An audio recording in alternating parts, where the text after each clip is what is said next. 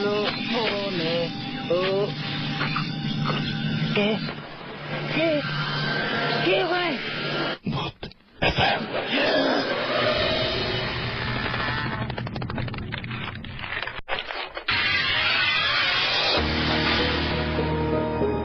Right ঘড়িতে সময় 11:59 আর শুরু হয়ে গেল ভূত এফএম। আর ভূত এফএম এ আপনাদের সবাইকে আরো একবার স্বাগত জানাচ্ছি। এবং কয়েকদিন ধরে দেখতে পাচ্ছেন যে ওয়েদারটা কি চমৎকার, বিশেষ করে রাতের বেলায় এই ধরনের আলোচনার জন্য খুবই ভালো। এবং আজকে একটু আগেও মনে হচ্ছে যে কোনো সময়ই নেমে পড়তে পারে বৃষ্টি। নতুন একটা মাস শুরু করেছিলাম আমরা, এবং মাসটার শুরুর দিনে আমরা ভূত এফএম শুরু করলাম, এবং আজকে অলরেডি এই মুহূর্তে 2 তারিখ হয়ে গেল এপ্রিল মাসের। সুতরাং এই মাসে অনেক বেশি হ্যাপেনিং একটা মান্থ। সেটা হচ্ছে যে এখানে এই মাসে আপনাদের পহেলা বৈশাখ আমরা উদযাপন করব, আমরা বিদায় জানাবো নতুন বছরকে। এবং আমরা যে বছরটিতে ভূত এফএম, বাংলা মাসে বছরের যে বছরটিতে ভূত এফএম শুরু করেছিলাম, ইনফ্যাক্ট সেই বছরটাকে দিয়ে আরো একটা সামনের বছরের দিকে এগিয়ে যাচ্ছি ধীরে ধীরে ধীরে ধীরে। এবং আপনাদের সবাইকে এতদিন পর্যন্ত আমাদের সঙ্গে থাকার জন্য অনেক অনেক ধন্যবাদ। এবং যারা এসএমএস পাঠাতে চান তাদেরকে বলবো যে আমাদের এসএমএস পাঠানোর নিয়মটি হচ্ছে শাউট লিখে স্পেস দিয়ে আপনার নাম লিখে স্পেস দিয়ে আপনার মেজ লিখে পাঠিয়ে দিন 9840 নাম্বারে। এবং দেশে এবং দেশের বাইরে যারা আমাদেরকে রেগুলার এসএমএস করেন, ইমেল করেন, দেশে থেকে এসএমএস করে যায়, দেশের বাইরে থেকে সাধারণত ইমেল করে থাকেন, তাদের সবাইকে অনেক অনেক ধন্যবাদ জানাচ্ছি এতদিন পর্যন্ত আমাদের সঙ্গে থাকার জন্য। এবং আশা করছি যে আগামীগুলোতেও আপনাদেরকে কাছেই পাবো, ঠিক যেভাবে ভূত এফএম এর পাশে আপনারা সবসময় ছিলেন। এবং ভূত এফএম নিয়ে আমাদের ভবিষ্যতে আরো অনেক বড় বড় প্ল্যান আছে, পরিকল্পনা রয়েছে। সেই পরিকল্পনাগুলো আপনাদেরকে নিয়েই। আর যে ধরনের ঘটনা আপনাদেরকে আসলে উপহার দিই, সেই ধরনের ঘটনাগুলো উপহার দেওয়া সম্ভব হয় কারণ আপনারা সেই ধরনের ঘটনাগুলো আমাদের কাছে পাঠান বলে। সো আমি চাইবো যে আরো বেশি বেশি করে আমাদের ইমেল করুন। এবং ইমেল করতে গেলে আপনারা নিজেরাই জানেন যে কোন ঘটনা ভালো কি খারাপ সেটা বোঝার একটা উপায় হচ্ছে যে এই ঘটনাটা আমাকে কেউ বললে আমার কেমন লাগতো। আমাদের ইমেল অ্যাড্রেসটি দিয়ে দিচ্ছি ভূত এফএম, BHWT ভূত FM @radiofurti.fm, RADIOFOORTI ফুর্তি, তারপরে হচ্ছে .fm। এখানে আপনারা ইচ্ছা করলে ইমেল করতে পারেন। এবং ইমেলের সাথে অবশ্যই নাম এবং ঠিকানা দেবেন, ফুল অ্যাড্রেস, মানে ফুল অ্যাড্রেস লিখবেন। এবং সে সাথে কোনো ভৌতিক ফোন নাম্বার না, অরিজিনাল ফোন নাম্বার দিবেন যেটা আপনি ব্যবহার করেন, এরকম একটা ফোন নাম্বার অবশ্যই আমাদেরকে দেবেন। রাইট, আমরা বেশ কিছু এসএমএস পেয়ে গেছি, তবে এসএমএস পাওয়ার আগে আজকে একটু ইমেল দিয়েই শুরু করি। ইমেল পড়ি। যারা বিভিন্ন সময় আমাদেরকে ইমেল পাঠানো অধীর আগ্রহ নিয়ে থাকেন, যাদের কষ্ট করে ঘটনাটা লিখলাম, নিশ্চয়ই ইমেলটা পড়া হবে। আচ্ছা, এই ইমেলটা পেয়েছি অস্ট্রেলিয়া থেকে। আচ্ছা, তিনি লিখেছেন যে একটা এক্সপিরিয়েন্স শেয়ার করি, হয়তো, আচ্ছা তার নাম হচ্ছে, নামটা এখনো আমি, আচ্ছা নামটা পড়ছি আস্তে আস্তে। এক্সপিরিয়েন্স শেয়ার করি, হয়তো আপনাদের ভালো লাগতে পারে। এই আজ মেলবোর্নের একটা ঘটনা শেয়ার করি। ঘটনাটা আমার একটা ফ্রেন্ডের কাছ থেকে শোনা, এবং ঘটনাটা অস্ট্রেলিয়া আর কি, মেলবোর্নে। এবং তিনি বলছেন যে লাইফের এক্সপিরিয়েন্স, এটা 2003 সালের সেপ্টেম্বরের কথা। ওই সময় আমাদের এইখানে স্প্রিং থাকে, আমরা তখন সবাই স্টুডেন্ট। তো আমার ফ্রেন্ডটা উইকেন্ডে ট্যাক্সি চালাতো। ওকে, সো অনেকে এটা করেন, এবং তিনিও তার মধ্যে একজন যিনি ট্যাক্সি চালাতেন। তো ও এক কাস্টমার নেয় সিটি থেকে, রাত তখন 2টা বাজে।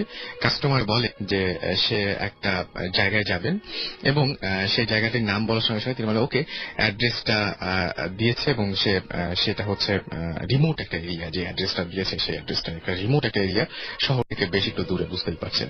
তো ওরা প্রায় ওই জায়গায় পৌঁছে গেছে, আর 10 কিলোমিটার বাকি আছে। 10 কিলোমিটার এমন কোন দূরত্ব নয় দেশের বাইরে, আপনারা জানেন।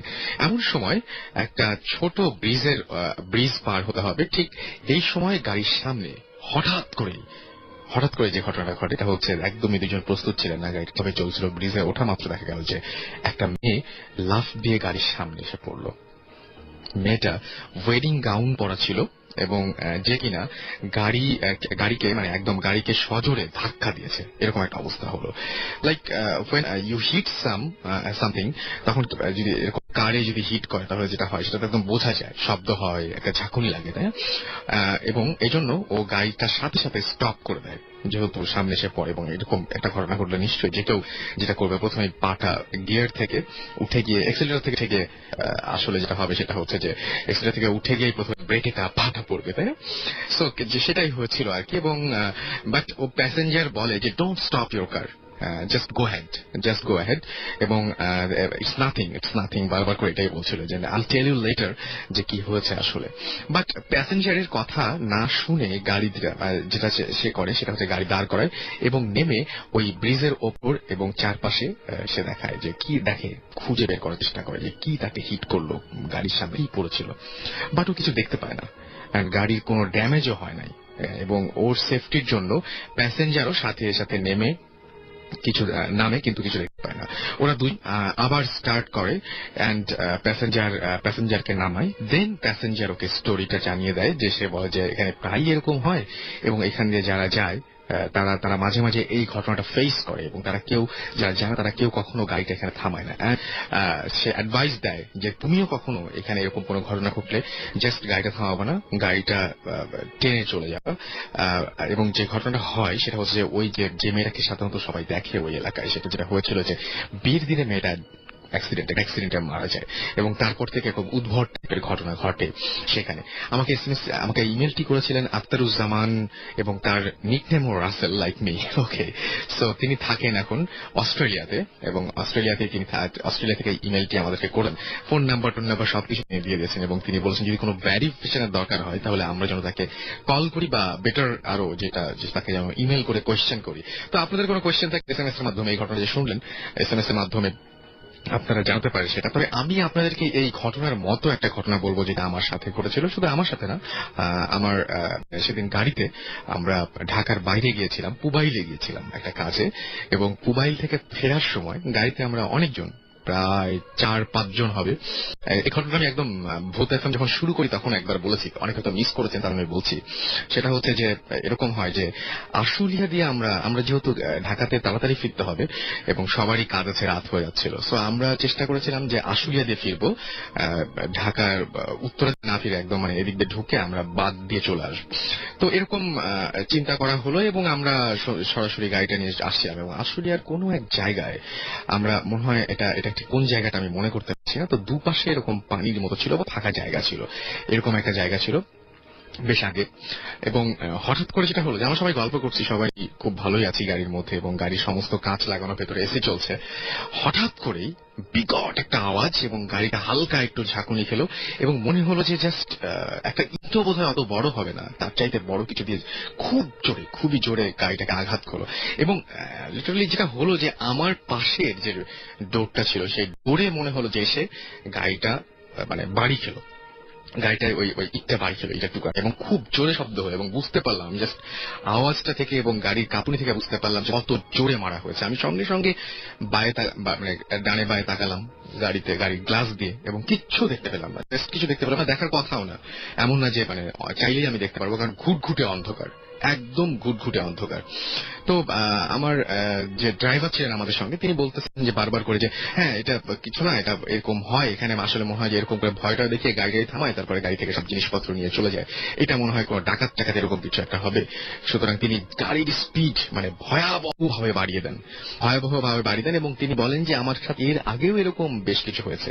আমরা মাজার রোড দিয়ে ঢুকি এবং মিরপুরের কোনো একটা জায়গায় এসে আমরা গাড়িটা, ওই মাজার রোডের কোনো একটা জায়গায় এসে আমরা গাড়িটা থামাই এবং থামিয়ে তারপরে চেক করি ফার্স্ট, মানে এক টানে এসছে ওই পর্যন্ত, এবং নেমে দেখলাম যে তাড়াতাড়ি নামলাম যে জোরে বাড়িটা খেয়েছে।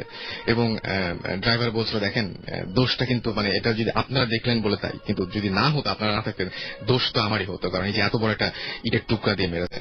তারপরে বাইরে আমরা সবাই মিলে নামলাম এবং নেমে চেক করলাম যেখানে লেগেছিল সেখানে, এবং আশেপাশে কোথাও এক ফোঁটা কোন আঘাতের চিহ্ন বা কোনো কিছু নাই। আপনারা জানেন, কেউ ট্রাই করবেন না, বাট আপনারা জানেন যে একটা বড় ইট দিয়ে যদি গাড়ির দরজায় আপনি মারেন তাহলে কি অবস্থা হবে। একটা অবশ্যই সেই জায়গাটা অনেকটা মানে ভসকে যাবে, ভতে যাবে, যেটাকে বলে ট্যাপ খেয়ে যায় আর কি। সেই ট্যাপ খাওয়ার কোনো চিহ্ন ছিল না এবং একদমই পুরোপুরি গাড়িটা যেরকম ছিল সেই অবস্থাতে গাড়ির কোন রকমের কোনো ক্ষতি হয়। কথা হচ্ছে যে তাহলে সেই ঢিলটা ছুঁড়েছিল কে, আর সেই ঢিলটা এই পর্যন্ত আসলো কিভাবে, বা তাতে কিছু হলো না কেন, আই ডোন্ট নো। এই সব প্রশ্নের উত্তর আমার কাছে জানা নেই, যদি আপনাদের থাকে তাহলে অবশ্যই জানাবেন। যাই হোক, আমরা কিছু এসএমএস করে ফেলি। আর আমাদেরকে আজওয়াদ লালবাগ থেকে এসএমএস করেছেন এবং তিনি বলছেন যে আজকে এসএমএস না পড়লে আমার খবরই আছে, তিনি এসএমএস পাঠাবেন না। কিছু করার নেই, এসএমএস পড়া হয় না, বাট সবগুলো SMS পড়ার চেষ্টা করি, একে একে পড়ার চেষ্টা করি, এই ইচ্ছা তো থাকেই। আবার অনেকে চান না যে মানে যে এরকম SMS করতে, বাট আমি বলবো যে সত্যি যদি নাও পড়া হয়ে থাকে আপনাদের SMS বা আপনাদের কিছু SMS গুলো দেখা হয় যখন, তখন আমরা বুঝতে পারি যে হ্যাঁ এতগুলো মানুষ আপনারা ছিলেন আমাদের সঙ্গে, এবং সেই SMS গুলো থেকে আমরা আলাদা করতে পারি, কার কি সমস্যা জানতে পারি, কে কি মানে অ্যাডভাইস করছেন সেই অ্যাডভাইস গুলো জানতে পারি। সো SMS করবেন, অবশ্যই করবেন। মাইকেল লিখেছেন যে তিনি প্রতি সপ্তাহেই ভূত FM শোনেন, বাট সেটা হচ্ছে যে SMS করেন, SMS পড়া হয় না। এই একই অভিযোগ মাইকেল, সরি, এটা পুরোপুরি মানে কি বলবো যে আমাদেরই ব্যর্থতা বলবো। আনাস লিখেছেন মিরপুর 2 থেকে তিনি লিখেছেন যে আমার এক ফ্রেন্ড ভূত FM এর লাস্ট 5 এপিসোড তিনি শুনতেন না, ঠিক শুরু যখন হয় তখন তিনি ঘুমিয়ে, আবার যখন শেষ হয় তখন আবার তিনি জেগে ওঠেন। আসলে আমার যেটা মনে হয়, আপনার বন্ধুকে ভালোভাবে জিজ্ঞেস করেন, ঘুমটা আসলে কোনো ভৌতিক কারণে বা অলৌকিক কারণে হয় না। যেটা হয় যে ভূত FM শুনলে বোধহয় বেশি ভয় লাগে, ওই জন্য উনি ঘুমের ভান করে পড়ে থাকেন যাতে বেশি ঘটনায় বেশি আমাকে বেশি ঘাটিও না, এরকম একটা ব্যাপার। তারপর জেগে ওঠেন, বা শুনতে মানে চান না বলেই হয়তো জোর করে সময় ঘুমিয়ে পড়েন, এরকম কিছু হতে পারে, I don't know। জিৎ লিখেছেন যে সামনে HSC এক্সাম, দোয়া করবেন। ডেফিনেটলি দোয়া তো করি, এবং আশা করছি যারা ভূত FM এর সঙ্গে আছেন তারা অনেক অনেক ভালো রেজাল্ট করবেন, ভৌতিক ভালো, লৌকিক ভালো রেজাল্ট করবেন আর কি, অলৌকিক পরীক্ষা দেবেন। দিশা লিখেছেন যে আচ্ছা সেটাই, মানে সবাই একটু চেষ্টা করেন না, যদি একটা মানে কেউ আপনাকে ভাবনি তারপরে আপনি খুব ভালো রেজাল্ট করে ফেলেন, অনেক বেশি ভালো, এত ভালো করার কথাই ছিল না, বা ভূত FM যারা শোনেন তারাই সবচেয়ে ভালো রেজাল্ট করলেন, তাহলে কি হবে, এটা হবে অলৌকিক, একটা প্রমাণ করার সুযোগ পাবো আমরা, রাইট।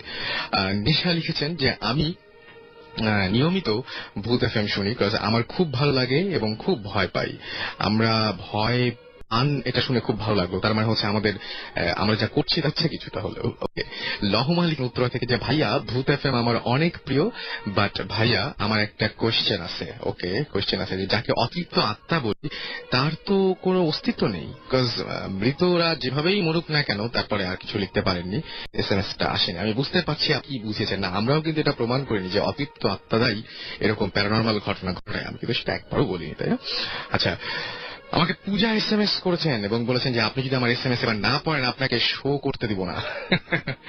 অলরাইট, আমি যে ভয় পেয়ে পড়েছি। তেপান্তরের রাজপুত্র চট্টগ্রাম থেকে লিখেছেন যে লাস্ট উইকের শোটা ভালোভাবে তিনি শুনতে পারেননি। ওকে, এবার নিশ্চয়ই শুনতে পারছেন। বর্ষা লিখেছেন উত্তর থেকে SMS তো করতে বলছো, বাট কোনোদিন SMS পড়ো না, কে বললো? আপনি প্রমাণ করতে পারবেন? এই যে পড়লাম, আমি প্রমাণ করে ফেলেছি কিন্তু ইমেজ পড়ি। ওকে, সো যারা SMS করতে চান তাদেরকে বলবো যে শাউট লিখবেন, SHOUT, শাউট স্পেস আপনার নাম স্পেস আপনার মেসেজ পাঠিয়ে দিবেন 9840 নাম্বারে। অনেক বেশি কথা বলে ফেলেছি আমি, কিন্তু আমাদের সঙ্গে আরো অনেক গেস্ট রয়েছেন, তাদেরও কথা শুনবো। এবং গতদিন আপনারা নিশ্চয়ই মনে আছে আমি একটা ইমেল পড়েছিলাম, সেই ইমেলে আমি বলেছিলাম যে নেক্সট উইকে যদি সম্ভব হয় তাহলে তাকে আমরা একদম ধরে নিয়ে আসবো স্টুডিওতে। তো সেটা সম্ভব হয়েছে এবং অলৌকিকভাবেই তিনি আমাদের সাথে আজকে যোগ দিয়েছেন। যদিও গত সপ্তাহে তিনি জয়েন করতে পারেননি, কিন্তু এই সপ্তাহে তিনি একেবারেই মিস করেননি। আমরা তার কাছেই পরিচয়টা ভালোভাবে জানবো। আপনার পরিচয়টা একটু বলবেন প্লিজ। হাই, আমার নাম এলিজাবেথ মারান্ডি, বাট লিজ বলে আমাকে সবাই চিনে। ওকে, আমি খিলকেতে থাকি। আচ্ছা, এমনিতে তো এখানে বেশ ব্যস্ত সময় যাচ্ছে, কিন্তু আপনার পারিবারিক একটা পরিচয় আছে, সেটা আমরা গতবার দিয়েছিলাম এবং অনেক অনেক ইন্টারেস্টিং ঘটনা আছে, সেগুলো আমরা শুনতে চাই আপনার কাছ থেকে একটার পর একটা। সো সেই ঘটনাগুলো একটু বলবেন না? আগে আপনার পরিচয়টা দেন, একদম আপনার দেশের বাড়ি কোথায়? আমার দেশের বাড়ি দিনাজপুরে, এবং আমার অ্যাকচুয়ালি আমরা এখন ওখানে থাকি, বাট বেসিক্যালি আমার বাবা গাইবান্ধা ডিস্ট্রিক্ট থেকে। এবং যেহেতু আমি গত ইমেলে যে কাহিনীটা দিয়েছিলাম, এটা আসলে আমাদের একটা জাতিগত ব্যাপার, যে আমি আসলে সাঁওতাল সম্প্রদায়ের একজন মেয়ে। তো সেইভাবে আমাদের নিজেদের কমিউনিটির ভিতরে, আমাদের সংস্কৃতির ভিতরে কিছু কিছু ব্যাপার আছে যেগুলো হয়তো বা অনেকে জানেন না। তো আমি ভূত FM যেহেতু শুনি, সেটা আমার মনে হয়েছে যে এই ধরনের কিছু ঘটনা আমি হয়তো শেয়ার করতে পারি। বিশেষভাবে কিছু কিছু ব্যাপার ছিল, যেমন রহনপুরের একটা কাহিনী ছিল, যে কাহিনীটাতে ছোট ছোট কিছু বামুন টাইপের লোকের কথা বলা হয়েছিল। তো যে কারণে আমার মনে হয়েছে আসলে এটা আমি জানি এই ব্যাপারটা, কারণ দিনাজপুরে কি ভালো পাওয়া যায় বলে সেটাকে বলেন। দিনাজপুরের লিচু। লিচু খুব মিষ্টি। হ্যাঁ, রাইট। আচ্ছা, তাহলে আমরা আমরা আমরা যেহেতু বিখ্যাত সব মানে দিনাজপুর নানা কারণেই বিখ্যাত, সুতরাং বিখ্যাত বিখ্যাত গল্প শুনতে চাই আমরা। তো আমি কিন্তু মানে সত্যি কথা বলতে কি যে আমি প্রথমে যখন রহনপুরের ঘটনাটা আপনি বলছিলেন না, ওটা আমি প্রথমে যখন শুনেছিলাম আমার কাছে খুব আজব লেগেছিল যে এমনও হয় নাকি, এটা কিভাবে সম্ভব। কিন্তু যখন আপনি বলছেন, শুধু আপনি আরো অনেকেই আমাকে ইমেল করলেন এবং ইমেল করে এই ঘটনাগুলো বললেন, তো এই ব্যাপারটা কি বলেন তো? এই যে সবাই যে বামন দেখেন, এটা কি ব্যাপার? আমার ইমেলে আমি নামটা উল্লেখ করেছিলাম, আমরা এইগুলোকে বলি গুড্রবঙ্গা। অ্যাকচুয়ালি বঙ্গা শব্দটার অর্থ হচ্ছে যে দেবতা। এটা অ্যাকচুয়ালি নেগেটিভ সেন্স বলেন বা ভালো দেবতা, তাও আমরা বঙ্গা বলি, লাইক আ কমন ওয়ার্ড। তো গুড্রবঙ্গার ক্ষেত্রে অ্যাকচুয়ালি অপদেবতা যদি বাংলা করতে চাই, বিকজ ওই ভদ্রলোক যিনি রাস্তায় দেখেছিলেন ছেলে মেয়েদের বাচ্চার মতো দেখতে, আমি পরবর্তীতে আমার মা এবং অন্যান্য ফ্যামিলি মেম্বার্স যারা ওল্ড, তাদের কাছ থেকে আমি ব্যাপারগুলো আরো ক্লিয়ার করে নিয়েছিলাম আপনি ফোন করার পর অ্যাকচুয়ালি। তো সেখান থেকে আমি জানতে পারলাম যে আসলে যখন কেউ ইনভাইট করে তাদেরকে তার ফ্যামিলিতে, তখন হয় কি যে দুইটা ওয়েতে হয়। একটা হতে অনেকটা তারা মানে নিজে নিজে কোনো গৃহস্থের ঘরে চলে আসে। হ্যাঁ, এটাও হয়, তারা নিজেরা চলে আসে জাস্ট ফর শেল্টার টাইপের। রিচুয়াল কোনো কিছু দরকার নেই। আর আরেকটা হয় যেটা হলে অনেক সময় রাস্তাঘাটে যখন দেখা যায় এরকম বাচ্চা টাইপের কিছু খেলতেছে, তখন কেউ যদি মানে ইন্টারেস্টেড হয়, তখন তারা বলে যে বাচ্চাটা খুব সুন্দর, আমি বাসায় নিয়ে গেলে কি যাবে আমার সাথে, এভাবে মানে একটু ইনভাইট করতে হয়। তখন হয় কি সে পিঠে পিঠে তার চলে যায়, এবং যখন চলে যায় তো আমি যতটুকু জানি যে তারা ঘরেই থাকে, মানে এরকম না যে তারা মানে বাইরে কোনো লোক গেস্ট বা কেউ গেলে সহজে দেখতে পায় না। এবং যেহেতু এগুলো অপদেবতা সাধারণত রাতের বেলা একটা অ্যাক্টিভ হয় বেশি, তো দেখা গেছে এরকমও কাহিনী হয় যে মানে আমাদের মধ্যে একটা রিচুয়াল আছে যেটা হয়তো আমি আগে জানতাম না, কিন্তু দেখছি কিন্তু বুঝতাম না কেন কাহিনীটা হয়। সেটা হলো যে আমরা যখন এক বাসা থেকে আর অন্য গ্রামে মনে করেন যে বেড়াতে গেলাম, তখন দেখা যায় যে আমরা সাথে করে এক বোতল সরিষার তেল নিয়ে যাই। এটা মানে একটা রিচুয়াল, বিকজ ঘুমানোর আগে যারা এটা জানে মানে তারা করে কি ওই গায়ে হাতে পায়ে একটু সরিষা তেল লাগায় নেয়। এটার অর্থ হলো যে ওই বুঙ্গারা আবার এই গন্ধটা সহ্য করতে পারে না। আচ্ছা, এটা কিন্তু শুধুমাত্র আপনি যেটা বলছেন যে আপনাদের ধর্ম বলেন বা সম্প্রদায় যেটা বলেন, এটা কিন্তু শুধু তাই না, আমি আজকেও এরকম হবে শুনবো আমরা যে এই যে জিন টিন যেগুলো আমরা বলি না, জিনের কথা বলি আমরা, জিনটার সময় অনেকে বলেন যেরকম নাকে সরিষার দিয়ে দেয়, সরিষার তেল মনে হয় এই ধরনের মানে আমি ঠিক জানি না, মানে যারা অলৌকিক কিছু তাদের সাথে মনে হয় সরিষার তেলের একটা দাপুরমা সম্পর্ক আছে। সরিষার ভূত একটা কথা আছে, সরিষার সাথে একটা রিলেশন নিশ্চয়ই হয়তো আছে। তো ওই সরিষার তেলটা মাখা হয়। তো মানে এটা আমার নানির একটা কাহিনী, যেটা খুবই এটার মতো মানে একটা নতুন এই টাইপের। তো এখানে উনি মানে বিয়ের দাওয়াত দিতে গেছিলেন। আমাদের মধ্যে আবার বিয়ের দাওয়াত কার্ডে দেওয়া যায় না, নোবডি উইল কাম, তো নিজেকেই যেতে হয়। সো ওইভাবে গেছিলেন, মানে সাথে একজন আরেক মহিলা ছিল আর একটা ছোট বাচ্চা ছিল। তো মানে ওটা বাড়ির লোকের যে গৃহস্থের, তার তো শিশু সন্তান হলে তো তারা তাকে খাবেই, বাট অন্য কোনো মেহমান আসলে তাদের সাথে যদি কোনো বেবি থাকে, সেটাকেও তারা মানে একটা খাওয়ার চেষ্টা করে আর কি, অপদেবতারা। তো ওরা এরকম ফ্লোরিং করা হয়েছে, মাটির ঘর। তো ফ্লোরিং করার পরে দেখা গেছে যে মানে অনেক রাতে ওনারা সবাই ঘুমাচ্ছেন, তো গ্রামের লোকের ঘুমতে একটু পাতলা হয় আর কি। তো ওরা শুনেন যে মানে যে বাড়ির মালকিন তার কাছে একই ফ্লোরে আর কি, তো ওকে আসে এক মানে বাচ্চার ভয়েসে আর কি বলতেছে যে মানে আমাদের ভাষায় বলতেছে আর কি যে খিরেং জমা, খিরা মানে খিরা। হ্যাঁ, তো তার মানে বলতেছে মা খিরা খাবো। এটার অর্থ হলো মানে খিরাকে তারা সবসময় মিন করে বাচ্চা, মানে যেহেতু সাইজটা বেবিদের একটু ওরকমই, তো তারা ওইরকম করে বলতেছে। তো এই কথা শুনে তো মানে এনারা তো সব বুঝছে যে কাহিনীটা কি। তো ওই ভদ্রমহিলা যিনি আর কি বাড়ির মালকিন ছিল, উনি ধমক দিয়ে আর কি পাঠাই দিচ্ছে যে মেহমানেরা এদেরকে তুমি করতেছো কেন, যাও, একদিনের জন্য আসছে, এরকম করে ভাগাই দিছে আর কি। তো এই ঘটনাটা খুবই রিয়াল। এবং এখন আচ্ছা, এই ব্যাপারটা এই যে মানে আপনি যেটা বলছেন, আমি তার সাথে একটা জিনিস খুব জানতে ইচ্ছা করছে, যারা গৃহকর্তা থাকেন, জি, জি। হ্যাঁ, তারা কি এদেরকে আসলে মানে মেনটেন করতে পারেন? মেনটেন মানে কি যে কমান্ড করতে পারেন বা তাদের কন্ট্রোল করতে পারেন? হ্যাঁ, অবশ্যই পারেন, কারণ এটা হচ্ছে যে কমেন্টটা কি, এরা হচ্ছে যে একা একা তো কিছু করতে পারে না, এরা তো মানে ক্ষুধার্ত হয়ে যায় খাওয়ার জন্য। তো এরা ধরেন যেটা প্যারাসিট টাইপের, কারো উপরে নির্ভর না করলে এরা কি আসলে সার্ভাইভ করতে পারে না। সো প্রতিদানে তারা ওই যেটা আমি বলেছিলাম যে তারা আসলে ওই অন্য গৃহস্থের বাড়ি থেকে, তো কমান্ডের ব্যাপারটা এরকম ভাবে আসে, যদি ওকে বলে যে ওর বাসা থেকে তুমি আমাকে চুরি করে এনে দাও, মানে অনেক সময় শত্রুতাও থাকতে পারে, তো তখন করে কি যে ওদের কাছে ছোট ছোট মানে স্বর্ণের ছোট ছোট মানে বাটি টাইপের থাকে, ওরা করে কি 2-1 চাল বা 2-1 পয়সা যেটাই পায় ওইভাবে চুরি করে বাবা মার কাছে এনে দেয়। তাতে হয় কি, মানে এটা আমার মাও দেখেছেন এরকম কাহিনী যে মানে তারা আস্তে আস্তে দেখা যায় যে দরিদ্র হয়ে পড়েন এবং হতদরিদ্র হয়ে পড়েন, কিন্তু উল্টা দিকে মানে অপরপক্ষ তারা মানে খুবই মানে অনেক সম্পদ কোনো না কোনো ভাবে তারা মানে যেই কাজই করে দেখা যায় যে ভালো হয়, কিন্তু সমস্যাটা নেই যে তাকে কন্টিনিউয়াসলি তাকে লালন করতে হবে, খাওয়া দাওয়ার একটা ব্যাপার করতে হবে। ভয়ঙ্কর, খুবই ভয়ঙ্কর, এবং এটা সাধারণত দেখা যায় যে এটা এই কারণেই দেখা যায় যে অনেক জায়গায় মানুষ জানে শুনে যায় না, কারণ জানে যে তার বাসায় এরকম একটা ব্যাপার আছে। হ্যাঁ, তো এই খারাপ ব্যবহার করে না তাদের সাথে, মানে একটা ব্যাপার আছে আর কি। মানে আমরা নিজেরাই আমার দাদার বাড়িতে যাই না, আমার মা খুব ভয় পান এই সমস্ত ব্যাপার।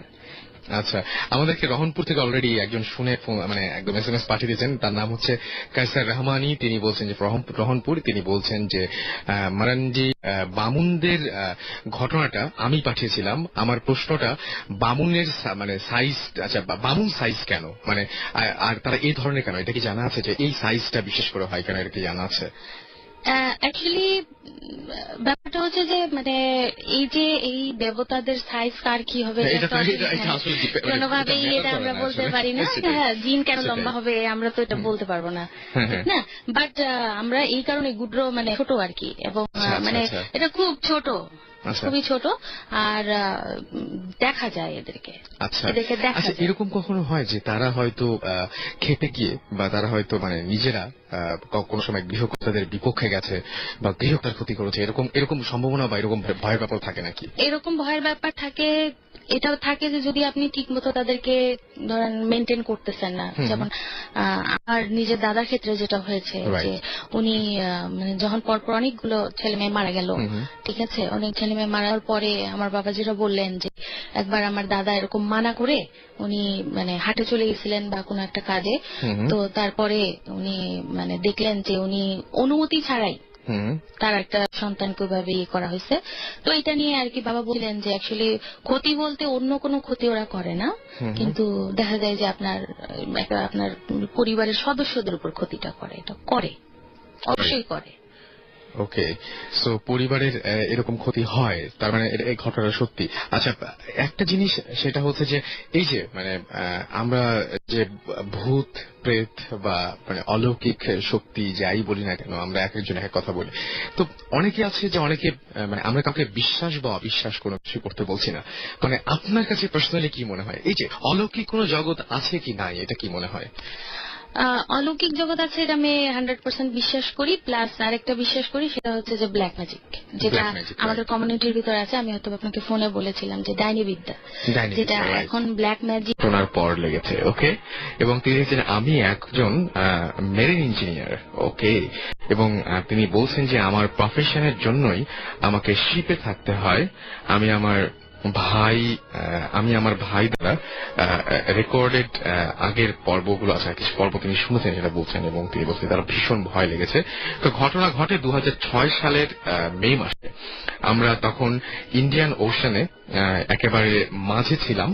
সো আমি তখন ইঞ্জিন ক্যাডেট হিসেবে জয়েন করি শিপের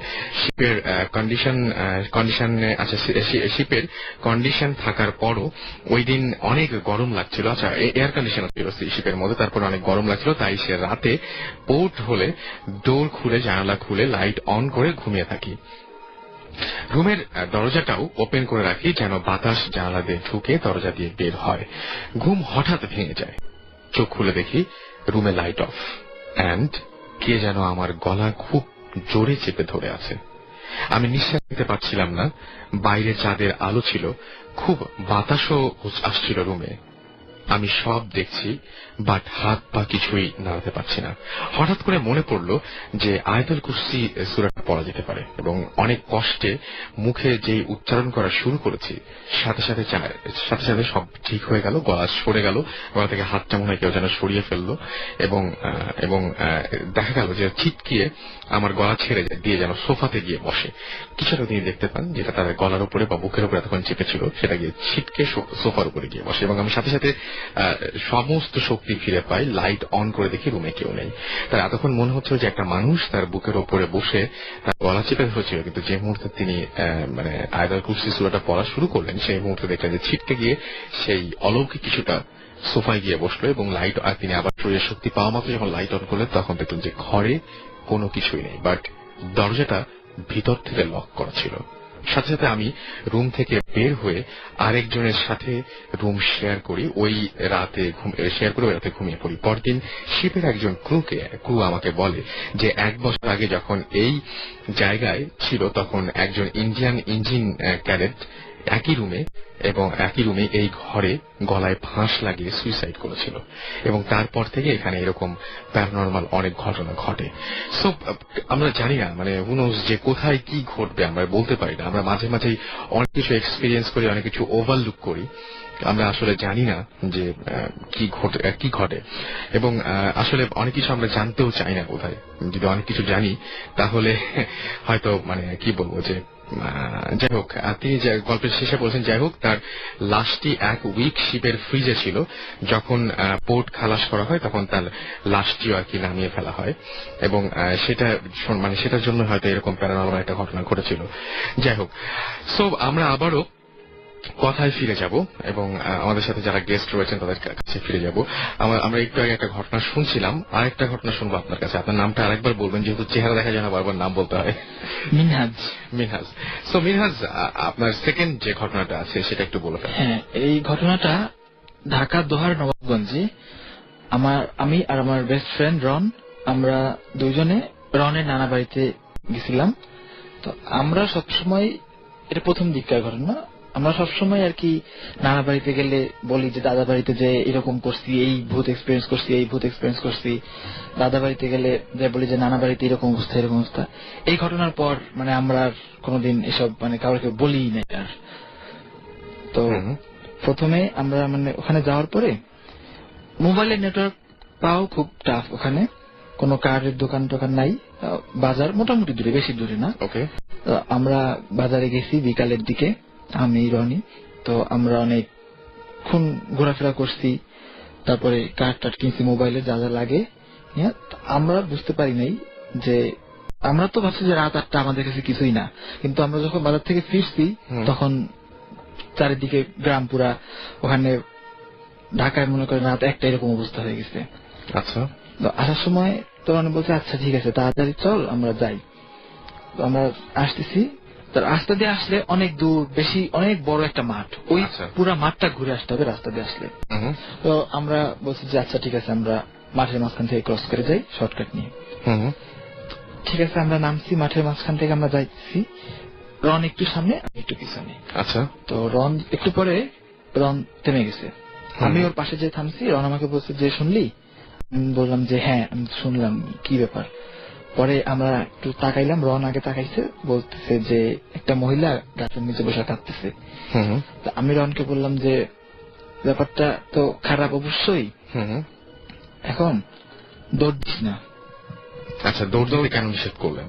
না, আমার কাছে মনে হয়েছে যে যদি খারাপ কিছু হয় হয়তো বা এখন আমাদেরকে টের পায় নাই, আমাদের উপস্থিতি সে টের পায় নাই, দৌড় দিলে টের পাওয়া যাবে। আর আমরা বাড়িটা মোটামুটি তখন অনেক দূরে, আমরা পৌঁছানোর আগেই ধরে ফেলবে আমাদেরকে, কারণ যেহেতু অন্যরকম প্যারানরমাল কিছু হয় তো আমাদেরকে ধরে ফেলবে। তো এই জন্য তো রন আমাকে বলতেছে যে আচ্ছা ঠিক আছে। আমরা দাঁড়াইছি, নড়াচড়াও করতেছি না, যে কোনোভাবে যেন ওর দৃষ্টিতে না পড়ি। আচ্ছা, সামনে একটা একটু দূরে, বেশি দূরে না, একটা বাড়ির মতো ছিল। রন বলতেছে আচ্ছা ঠিক আছে ওইখানে দৌড় দিয়ে ঢুকে যাই, এরপর আগে ঢুকে যাবো। আমরা দুজন তাড়াতাড়ি করে ঢুকে গেছি। আর আমাদের তো অবস্থা এমনি, ভয় মুখ দেখে বোঝা যাইতেছে আমরা কতটা ভয় পাইছি। এটাই প্রথম আমাদের জীবনে। তো ওই মহিলাটা আমাদেরকে দেখেই বুঝতে পারছে যে আমরা এরকম কিছু একটা দেখেই ঘরে ঢুকছি। তো মহিলারা আমাদের বলতেছে যে কি ব্যাপার, এরকম কিছু দেখছো নাকি? আমি বললাম যে হ্যাঁ। আচ্ছা, প্রথমে সে আপনারা দেখেছেন কিনা এই ঘটনাটা সে জানতে চাচ্ছে। হ্যাঁ, মহিলাটা বুঝতে পারছে যে আমরা এরকম কিছু হয়তো দেখে আসছি। বলতেছে কি ব্যাপার, এরকম কিছু দেখছো নাকি? তো আমরা বললাম যে হ্যাঁ। বলে যে তোমরা এখান থেকে আসছো কেন, তোমরা কি জানো না? এটা তো গ্রামের সবাই জানে। তো আমরা বলছি না খালাম্মা, আমরা তো এই ব্যাপারটা জানি না, আমরা তো ঢাকা থেকে আসছি, আমরা অমুক বাড়িতে থাকি, অমুক বাড়িতে আসছি আমরা। ব্যাপারটা আসলে মানে গ্রামের লোক কম বেশি সবাই জানে, দেখছে যে এরকম একটা মহিলা এরকম গাছের নিচে বসে বসে কাঁদে বা এরকম। তো আমার আর মানে আমার জানতেও ইচ্ছা করে না যেটা কেন কেন এরকম মহিলা এরকম বসে থাকে বা কিছু। রন জিজ্ঞেস করছে যে কি ব্যাপার খালাম্মা, এরকম কেন? তো ও বলতে মহিলাটা বলতেছে যে এর যে একটা বাচ্চা আছে ছোট, এর হাজবেন্ড নেই, ছোট বাচ্চা একটা, সে পানিতে পড়ে মারা গেছে। বাচ্চাটা পানিতে পড়ে মারা যাওয়ার পরে তো মহিলা নিজে মানে মহিলা কষ্টে মারা গেছে আর কি। মারা যাওয়ার পরে ওই যে গাছটার নিচে তোমরা মহিলাটাকে দেখছো বসে থাকতে, ওই গাছের নিচে ওই মহিলার বাচ্চাটাকে কবর দেওয়া হয়েছে। মহিলাটার কবর অন্য জায়গায়, এখানে না, কিন্তু মহিলাটা এখানে প্রায় ওই বাচ্চার কবরের উপরে গাছের নিচে বসে থাকতে দেখা যায়। আচ্ছা, অনেকেই মানে গ্রামের লোকজন দেখতে পারে, এজন্য ওখান থেকে আসে না। আর কোনদিন মহিলারা বলছে যে কোনদিন কারো ক্ষতি করছে এরকম কেউ শুনে নাই।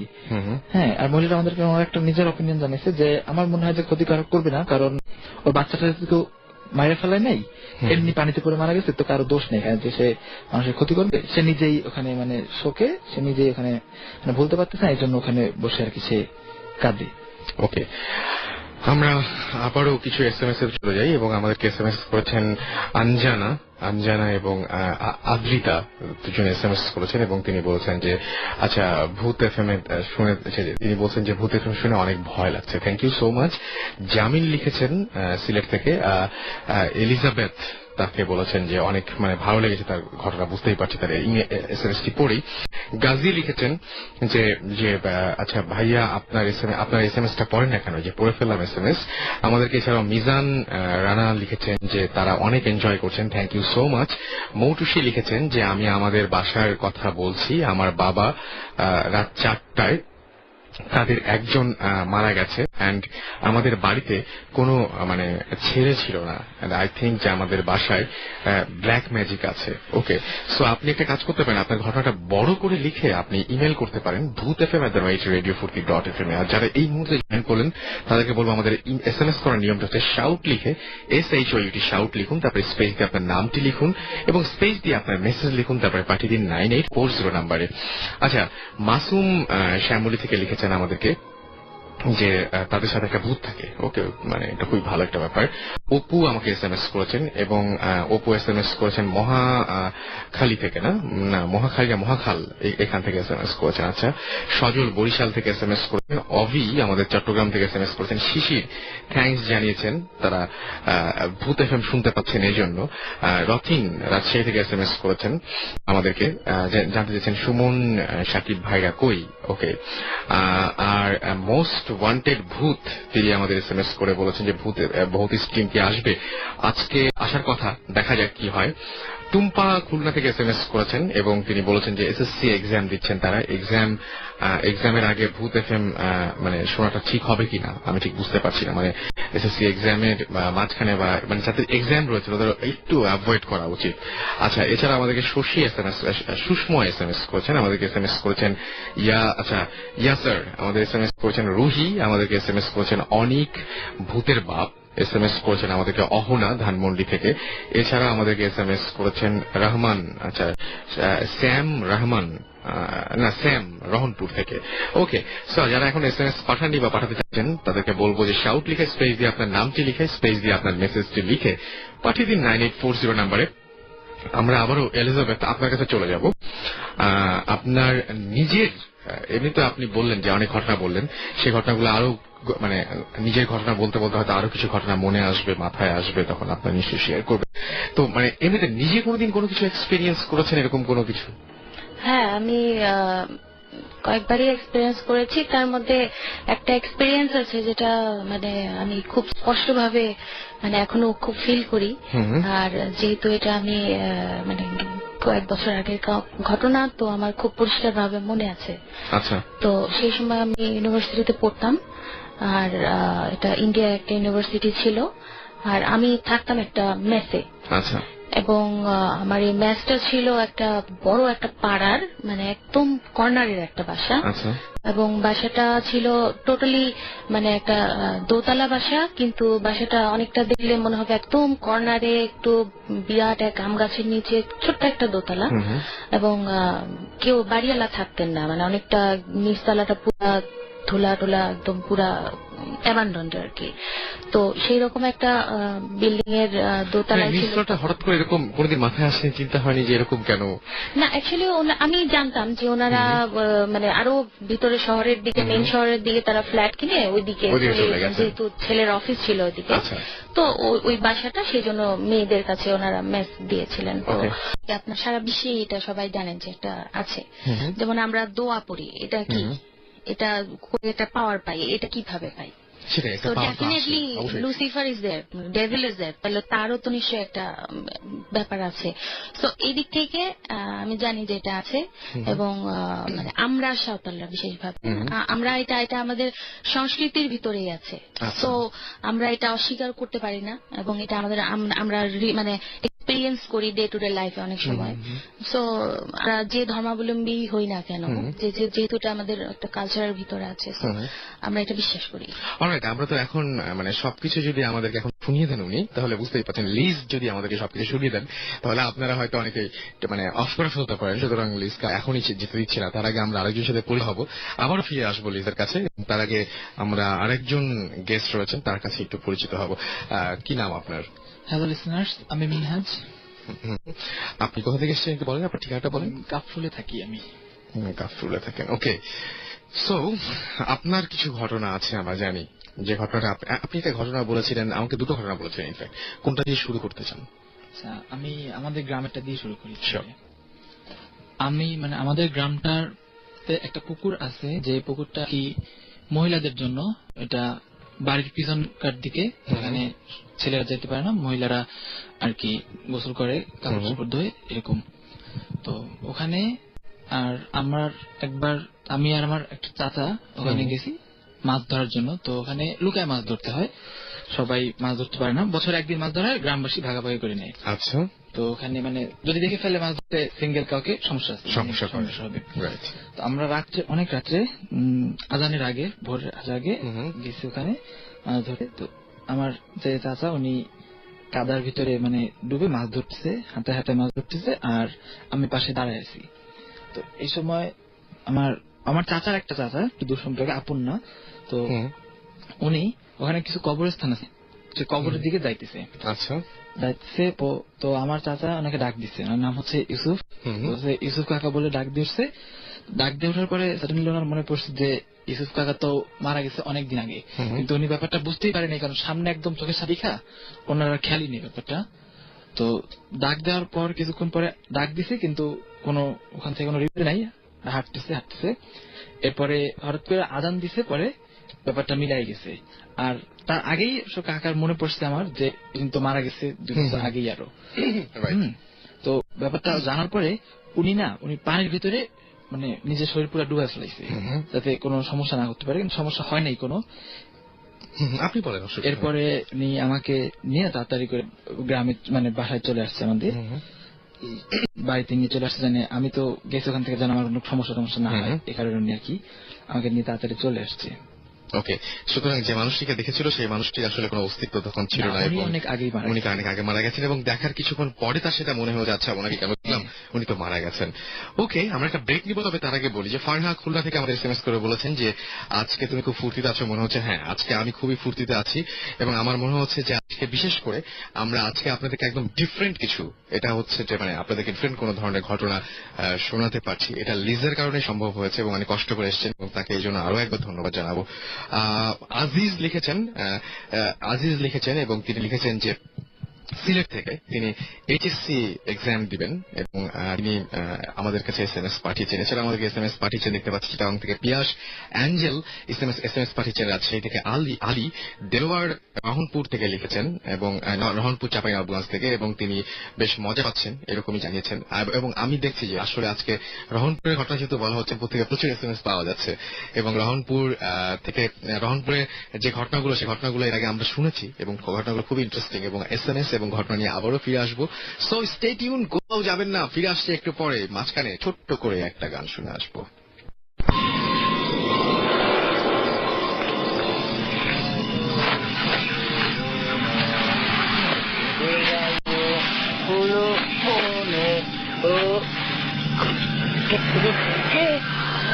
কে ভাই?